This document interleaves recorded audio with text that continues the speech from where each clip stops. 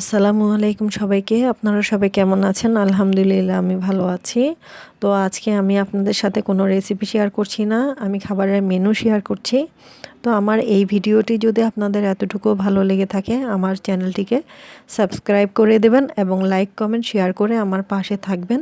যারা already subscribe করে আমার পাশেই আছেন তাদের জন্য রইল শুভকামনা এবং অসংখ্য অসংখ্য ধন্যবাদ।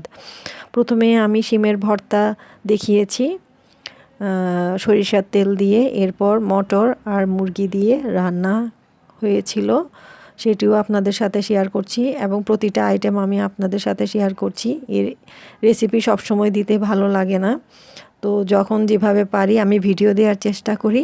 তো আপনারা আমাকে সাপোর্ট করে যাবেন এভাবে। আপনাদের সবার সহযোগিতার জন্য আমি এতটুকু পর্যন্ত এগিয়ে আসতে পেরেছি। তো আমার জন্য দোয়া করবেন, সবাই খুব ভালো থাকবেন ইনশাল্লাহ। আমিও আপনাদের জন্য দোয়া করছি। আল্লাহ হাফেজ, সবাই ভালো থাকবেন। চলুন দেখতে থাকুন আমার এই ভিডিওটি।